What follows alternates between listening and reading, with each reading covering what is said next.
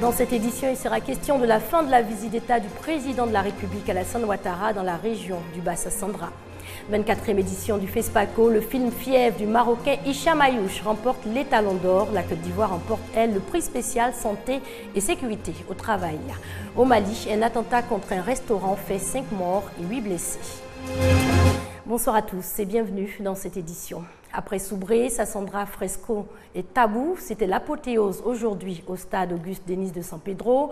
La visite d'État du président Alassane Ouattara dans cette région s'est achevée aujourd'hui par de nombreux dons. Le chef de l'État qui a annoncé pour San Pedro un investissement global de 6 000 milliards de francs CFA, la construction d'une autoroute Abidjan-San Pedro dans les 5 prochaines années et la construction d'une université et 2 lycées techniques pour cette région. Alassane Ouattara a également appelé les Ivoiriens à la paix. Je propose un extrait du discours du président de la République, Alassane Ouattara. Je suis heureux de constater que San Pedro est totalement en chantier. Les travaux avancent bien et je peux vous dire que je veillerai, le Premier ministre et moi-même, à suivre de manière très rapprochée l'achèvement des travaux. Oui, ces travaux seront exécutés à bonne date et j'espère que dans quelques mois, San Pedro sera totalement transformé comme vous le souhaitez. Oui, San Pedro retrouvera son luxe d'antan. Vous savez, dans ce projet de réhabilitation, nous sommes en train d'investir près de 40 milliards dans la région de San Pedro et plus de 420 milliards dans le district du Bassa-Sandra. Bien évidemment, le barrage de Soubré compte pour lui seul près de 330 milliards. Ces investissements ont permis notamment la réhabilitation et l'équipement de plusieurs centres de santé et d'établissements sanitaires, la réhabilitation d'établissements scolaires, la construction de 2 collèges de 28 classes, 480 classes primaires et l'extension du CAFOP de San Pedro. Le bitumage également des voiries de la ville de San Pedro pour 10 km. Et là, les travaux seront terminés pour la fin du mois de mai 2015. Oui, donc après ces travaux, San Pedro sera encore plus belle. J'ai entendu évidemment vos doléances concernant le problème de l'eau. Oui, le renforcement de l'adduction en eau potable dans la ville de San Pedro, le renforcement de 180 pompes, et la reconstruction de forages. Bien évidemment, cela ne suffit pas et nous continuerons. Nous avons, au cours de ces dernières années, réhabilité les 8 centres émetteurs qui couvrent tout l'Ouest. Et cela permet de regarder la RTI de partout dans le Bassa-Sandra. Nous avons également ici décidé de lancer les travaux de construction du réseau national de fibre optique qui permettra aux populations de toute la région d'être connectées à Internet dès le mois de mars.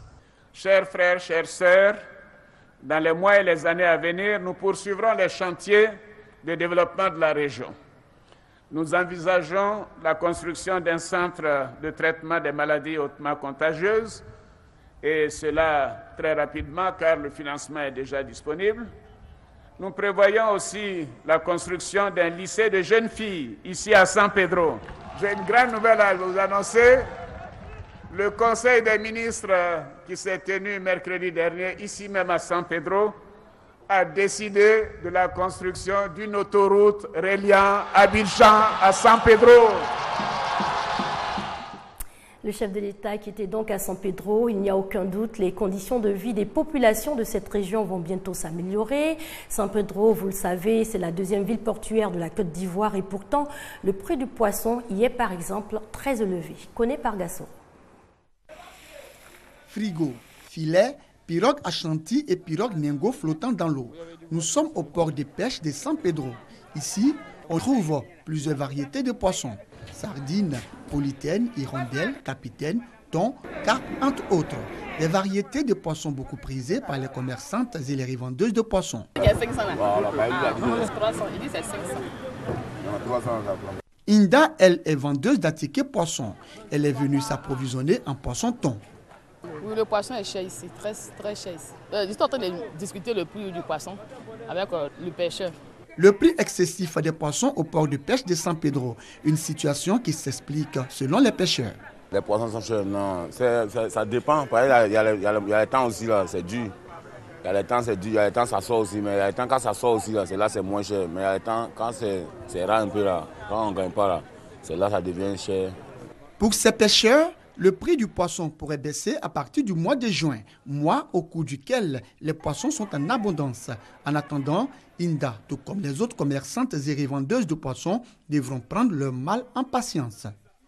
Et puis les actions de développement annoncées à San Pedro par le chef de l'État, Alassane Ouattara, sont très attendues pour en finir avec la cherté de la vie. À propos de développement, des actions sont annoncées également au nord du pays, du côté de Kouto. La municipalité vient d'adopter son plan stratégique. Herman Niamien. Inaccessibilité des paysans au crédit bancaire, non-connexion du centre de santé urbain au réseau d'adduction d'eau potable sont autant de difficultés auxquelles sont confrontées les populations de la commune de Kouto au nord de la Côte d'Ivoire.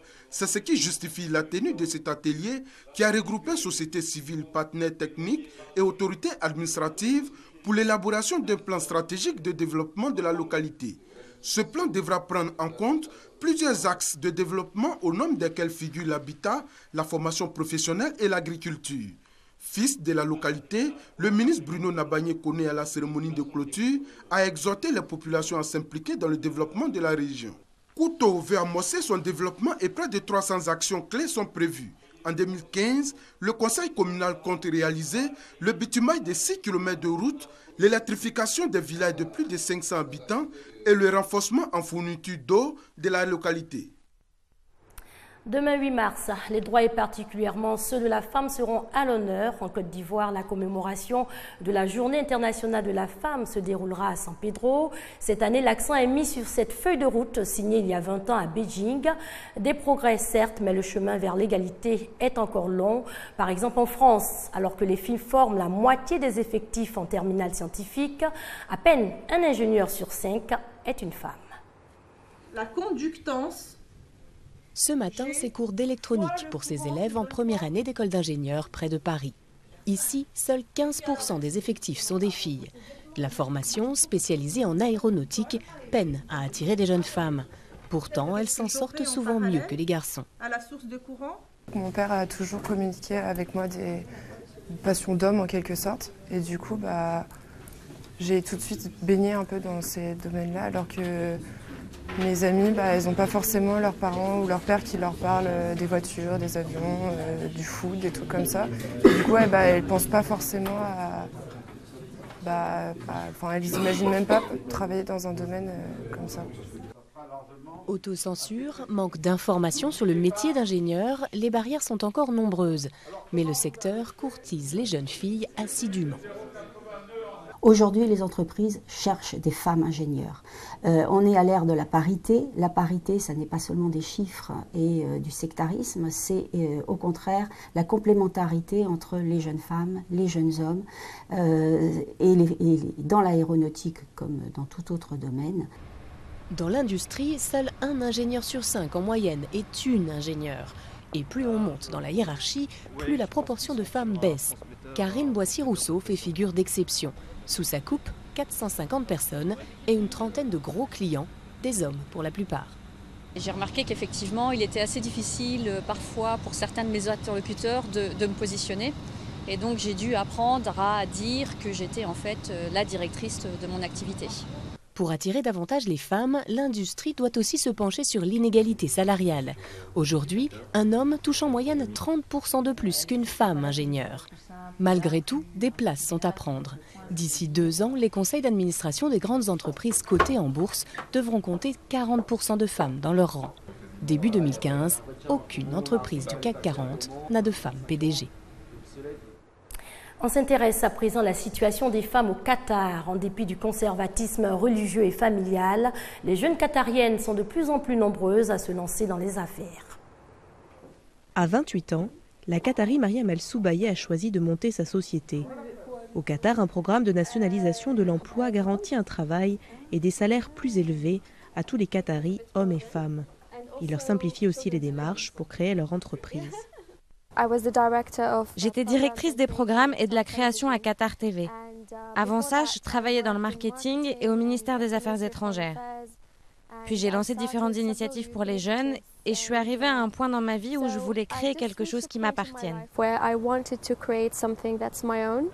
L'ancienne première dame, Cheikha Moza, a ouvert la voie aux femmes du Qatar.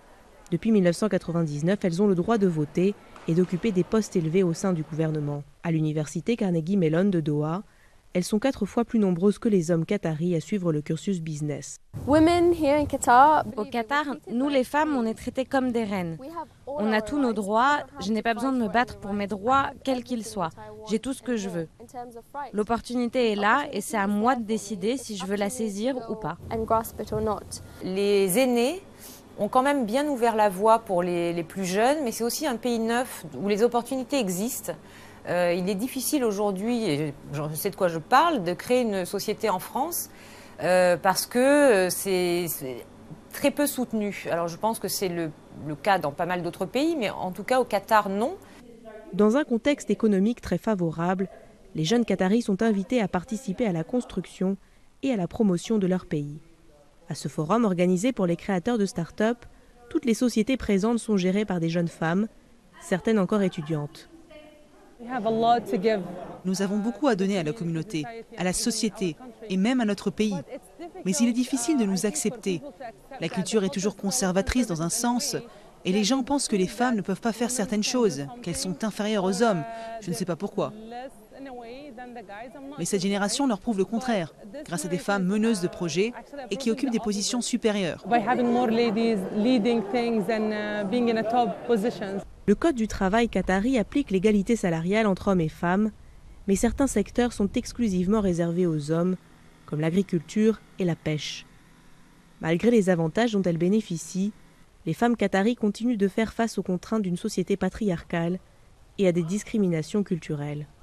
En 2012, seulement 35% des femmes qataries en âge de travailler étaient actives, un pourcentage qui évolue peu.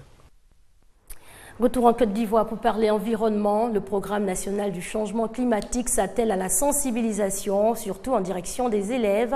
Ces derniers sont incités à agir en faveur de la sauvegarde et la restauration du couvert forestier. Grâce Kando. Le changement climatique est une réalité avec laquelle les populations doivent désormais composer. Pour contribuer à la lutte contre le changement climatique et à la restauration du couvert forestier, une campagne d'information et de sensibilisation des élèves est initiée. Le lycée moderne Yopougon Ndokwa a été choisi pour le lancement de cette action. L'initiative est du programme national du changement climatique. 2015, c'est l'année de lutte contre les changements climatiques. Et en décembre 2015 à Paris, il y a une grande conférence qui prendra des décisions. Les élèves sont l'avenir du pays. Il était bon qu'on puisse les sensibiliser donc à cette lutte contre les changements climatiques. Le message fort que nous lançons, c'est de contribuer ensemble avec les élèves, les proviseurs, tout le corps professoral à la préservation de nos forêts. Une action à laquelle adhèrent chefs d'établissement et élèves. Il nous faut préserver la nature, faire en sorte que là où elle a été dégradée, eh bien qu'elle soit restituée, afin que nos enfants, les enfants de nos enfants, puissent vivre dans un environnement sain. Nous sommes engagés pour la reconstruction du couvert forestier. Le message que je peux lancer à mes amis, de prendre soin de leur environnement, car là où nous vivons, c'est là que nous trouvons la santé. Les responsables du programme national du changement climatique entendent sillonner d'autres établissements scolaires pour sensibiliser et informer sur les effets néfastes du changement climatique en Côte d'Ivoire.